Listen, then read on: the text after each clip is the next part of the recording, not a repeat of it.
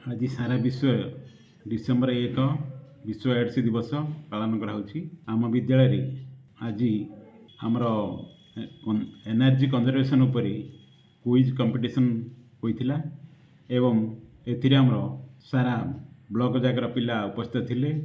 आमर fast second third 3 जन को बाछी प्राइज दिहला। तापरी विश्व एड्स दिवस पालन कराला। एड्स अर्थ एक्वायर्ड इम्यूनोडेफिशिएंसी सिंड्रोम। ये गोटे मारात्मक रोग दिन दिन व्यापी चलती जेहेतु आम या 10वीं श्रेणी पिला माने पाठ पढ़ुंट। नागरिक माने सचेतन हेले आमर एटा पृथ्वी पृष्ठ लोप पाइब। आज परिवेश दिन दिन प्रदूषण होबार लगी। आम मुक्त अम्लजान पाऊना एणु यहीपरि अदिन झड़ वर्षा होई विभिन्न प्रकार फसल नष्ट होची। एणु परिवेश बंचिले आमे बंचिबा। एणु छात्र मानकु सचेतन करागला। विभिन्न विद्यालय घर जमीबाड़ी इत्यादि वृक्षरोपण करंतु। परिवेश बंचिले आमे बंचिबा। आज आम विद्यालय सारा बुगुड़ा ब्लॉक छात्र छात्री माने उपस्थित थिले। जेहेतु नागरिक से माने आगामी देश नागरिक से छात्र छात्री मानकु सचेतन करा जायछि। एड्स आज आग जेपरि मरुथिले वर्तमान एड्स विभिन्न प्रकार वैज्ञानिक माने तापई औषध बाहर करेनी। एणु आग अपेक्षा मृत्युहार कमी। विश्व एड्स दिवस ये तो सांघातिक बेमारी ये थरे जदि कौन लोक एड्स आक्रांत होती ताले भल हवाटा बहुत कष्ट तार जीवन बर्बाद हो। तेणु पृथ्वी स्वास्थ्य संगठन आज बहुत वर्ष पूर्व सचेतन कर रोग केमती न हो। जदिओ आउ प्रथम अवस्था बहुत लोक रोग आक्रमण करुला।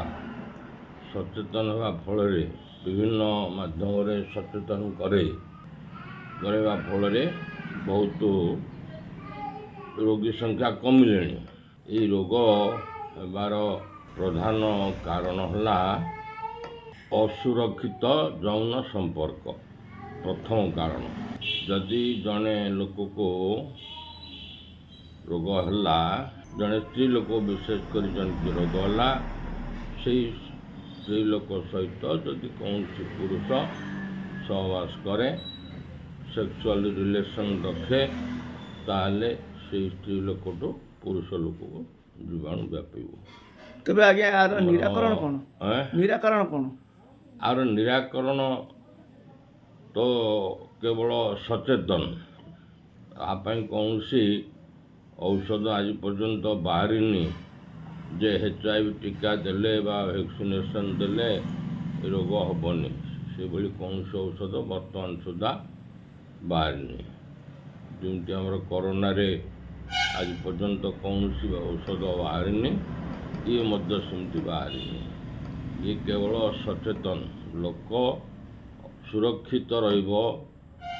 विशेषकर आम ओडिशार लोक बहुत विदेश जाउचंती दादन जाजन खटिवाई जहाँफल से मास धरी बाहर रहा फल से सेक्सुअल इटा बढ़ी जाऊँगी। सेक्सुअल डिजायर से कंट्रोल कर पारना। अन्यान्य वेश्यावृत्ति करुवा स्त्री लोक सहित यौन लालसा पूर्ण करने तेणु विशेष भाव में लोक आक्रांत होती। आर निराकरण आउ कि ना। निराकरण केवल सचेतनता।